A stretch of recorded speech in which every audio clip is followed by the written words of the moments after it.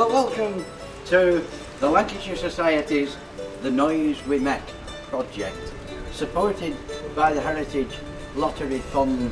This is a short trip up just part of the Leeds-Liverpool canal, starting off here in Burscough and travelling eastwards through the coalfields of Wigan, through the markets of Chorley, through the cotton mills of Blackburn, to take in a little bit of everything that made Lancashire such a great county. So join me, if you will, on this short trip up Thowd Cut.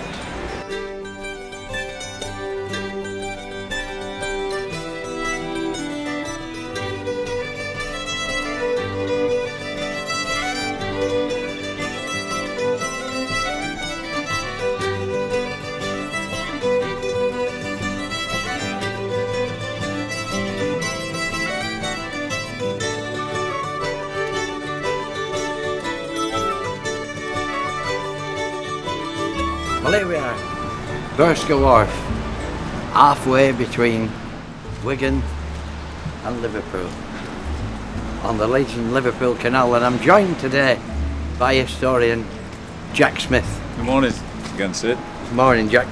To look at these old buildings, which are still exactly where they were put almost 250 years ago. Jack, Burscough Wharf, it's obviously a very major stopping off point for the old canal boats. Yeah, it was, because it was here where they used to stable the horses and provision them on the way towards Wigan. This is an interesting feature here, because if we look upwards, this is where the loading crane used to be. That's why the wall's recessed as it is, to facilitate the turning of the crane that used to be here for unloading. And that lifted material out of the boats and into the upstairs if necessary, or just left the material downstairs that was being loaded for unloading. So it's interesting that that is still here. Unfortunately, the crane itself has gone, but there's evidence that it's still here, that it was here. Distant echoes Distant. of an ancient time. And it's a good place as well to put a marker stone as to where we are distance-wise, because here we have got a milepost that actually tells us exactly where we are. So here we are, no more than half a mile away from where we left you at Burscough Wharf, at the top lock, the junction of the Rufford branch and the main Leeds-Liverpool canal, and another remarkably well preserved little canal community. It certainly is, Sid, yeah. And of course we've got the milepost, which is telling us that we're 102 miles to Leeds and 24 to Liverpool, so we know exactly where we are. Looking in the distance, we've got the two locks immediately north of us, and in the far distance we can see the distant horizon.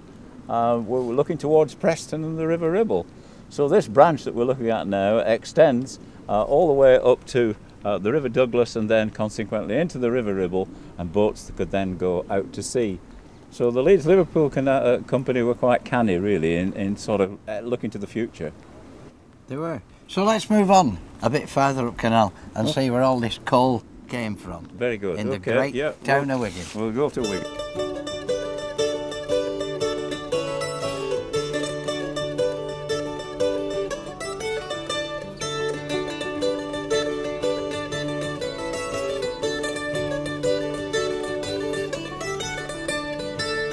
Here we are, Jack. We've arrived at Wigan Pier, the centre of the coal loading business around here and the subject of 1,000 music hall jokes. Is this really it? Is this the pier? Well, yeah, it's the only one surviving, but there were several of these in this area here, because all this used to be coal yards, and this used to be full of railway wagons with little turntables, and the wagons were turned so that they could run out here and be tipped on these tipplers, and there used to be several sets of them along here, and of course this is the only one left. And the reason it's called Wigan Pier is because it projects over the water. As you say, it's been the source of music hall jokes for many, many years, and songs, and the famous George Formby, of course.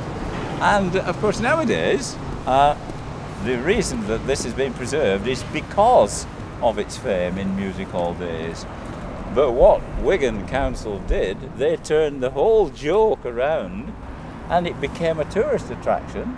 And so Wigan Pier complex, which we're going to have a look at now as we arrive at the complex, has now become a tourist attraction.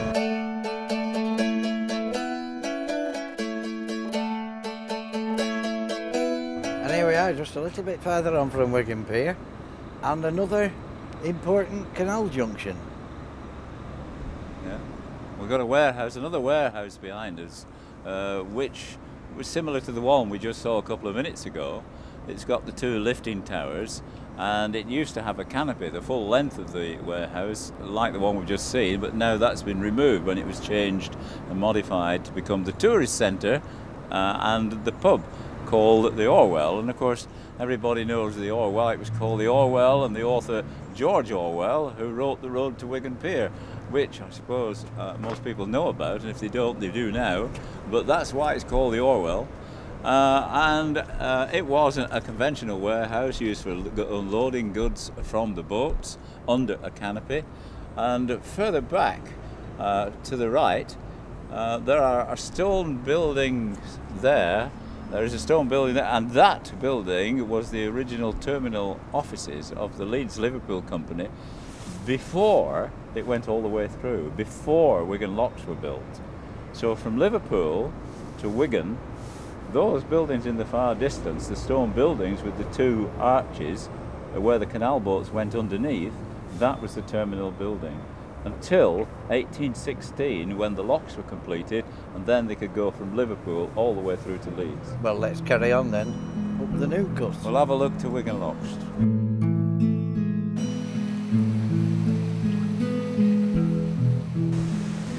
So we've climbed up from Wigan Pier, up the Wigan locks. 21 locks in very quick succession, all linked by great wide basins. And we've arrived here at Top Lock at Lockkeeper's Cottage. It's a long way up, Jack.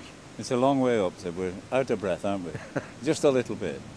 How far is it from bottom up to here? How far? Mileage-wise, it's about 3/4 of a mile in total. 3/4 of a mile, and more or less straight up. More or less straight up. It rises nearly 500 feet from the level that it was in the basin.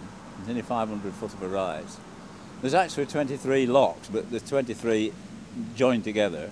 There's two separate, then a bit of a canal length, and then you rise another 21. And they're joined together with these great big basins? Yeah. The reason for basins being so wide is because traffic was moving up and down, remember. So they had to go to one side while the others passed, you know. So that's why there's a big wide basin. So the lay-bys between each one, and to save a bit of water as they're going up and down. The lay-bys, yeah. But as far as I know, the quickest you can go through these locks is about 6 hours. The quickest you can do it. Which is why there's a splendid pub called the Kirkless Arms at the top of these locks, because by the time you've come up here, you'll be ready for a jar. You're ready for a drink, yeah, that you are. It's interesting though that, you know, the locks were created as more or less the last thing before the joining up of the Leeds-Liverpool Canal to the Lancaster. The locks here and the locks at Johnson's Hillock, where we're going to go, those two jobs were the main ones before the link-up, so that the Leeds-Liverpool could use the middle length that was formerly at the Lancaster Canal.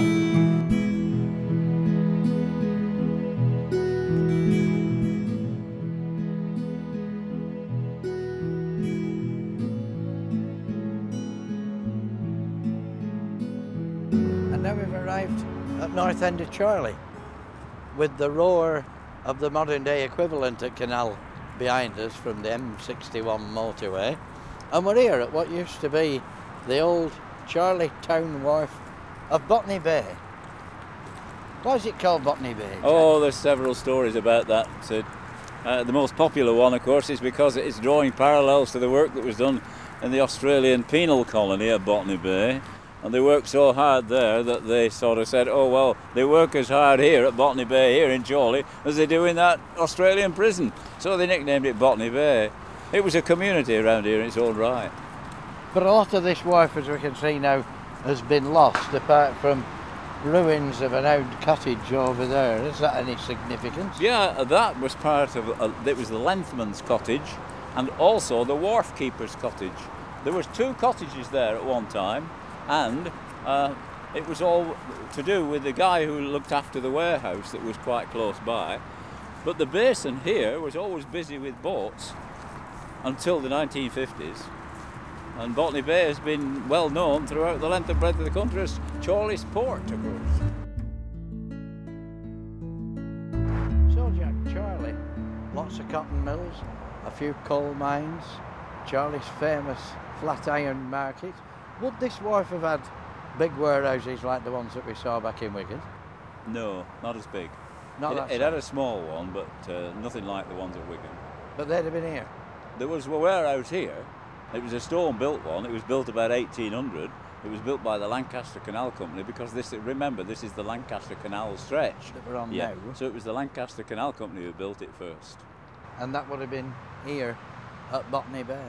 Well, yeah, the wharf across the other side there was used for boats mooring, and just behind us where the pillars are for the new motorway bridge, that was where the warehouse was.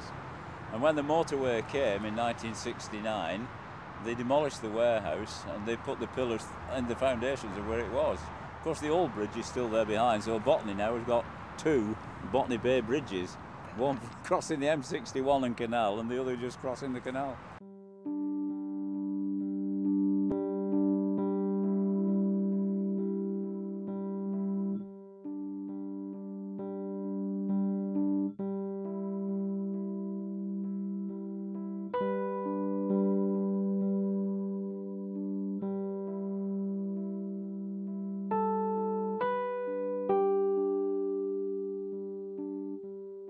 So, north side of Chorley, half a mile from Botany Bay, we reach this, which today is an idyllic rural location at Johnson's Hillock Lock. Not always like this, a hive of industry and activity, but look at it now. Very popular. Beautiful flight of how many locks? 7. 7 locks. Taking the Leeds Liverpool canal off the line of the old Lancaster canal. Oh, off Lancaster Basin, yes, at Whittle Springs, up Johnson's Hill. It's officially Johnson's Hill, but they call it Johnson's Hillock Lock. Up to the top lock where the level canal runs all the way to Blackburn. I think that it's an interesting area, generally speaking, because it's seen a lot of changes. The large basin down where the Lancaster came in, where the Leeds-Liverpool locks eventually came in 1816 to complete the whole 127 miles, is interesting because it had a brewery close by, and the warehouse for the brewery was adjacent to the canal.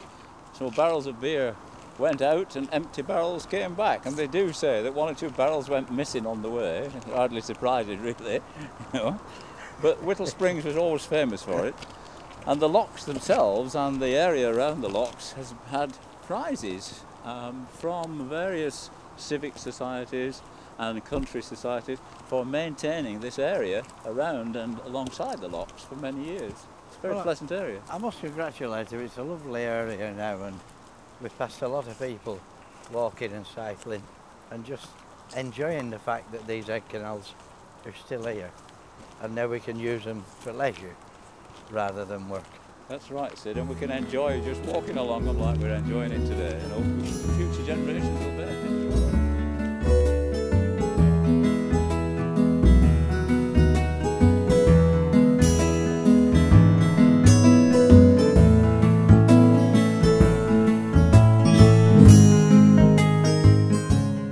Journey's end, Jack. At last. Blackburn. And here we are at Blackburn's Arnhem Wharf, right in the centre of town, and looking remarkably well preserved considering its age. Has this been here since they finished canal off here? Oh, it was built before the canal was finished, actually. It was built before 1816. But it was enlarged, so the warehouses were made bigger, you know, because they had such a variety of stuff coming in. Mainly, of course, coal for all the mills, because Blackburn locks, there's 6 Blackburn locks. And alongside them 6 Blackburn locks, there were about 12, 14 mills, all covered by the canal company, cotton coming in, coal coming in. So yeah, it was a busy place. There was also, I believe, a windmill across the other side of the canal, behind where we are now, at the other side. There's been some redevelopment here now, so some of the buildings have gone from what they used to be originally. But we've still got the lockkeeper's cottage here, or the manager's cottage. We're not quite sure what it is. It's probably manager's cottage here alongside us. But there were so many other smaller buildings here. There was a smithy here. But the main thing is that the warehouses are here, which are very similar to those that we've seen in Wigan anyway, where they've got the canopies coming out to protect the cargoes when they were unloading. So yeah, journey's end, and of course we've done the end-to-end thing almost, haven't we, really, from the point of view of sort of the Leeds-Liverpool Canal, central Lancashire. We've done that bit. And probably the best preserved example that we've come across on our journey today of old canal wharfage. And this building has been preserved and restored and is now in regular daily use as offices, leisure facilities, retail outlets and a bar. That's right. At the far end. It's interesting to see that this warehouse with its canopies is just the same as the one we saw at Wigan, which reflects the usage of the Leeds-Liverpool Canal Company over the Lancaster Canal Company, which had a slightly different building for their warehouses. So that's another interesting little thing. So our journey from Burscough to Blackburn is over. It would have taken, in the days of horse-drawn barges, 24 hours of sailing to get from Burscough through to Blackburn. 3 miles an hour plus 3 locks an hour. We've done it in a day. Times have moved on. But isn't it grand that this, right in the middle of the town of Blackburn, is still open, still available and still accessible to everyone to enjoy. Yeah. Long may it remain so, Sid. Long may it remain so.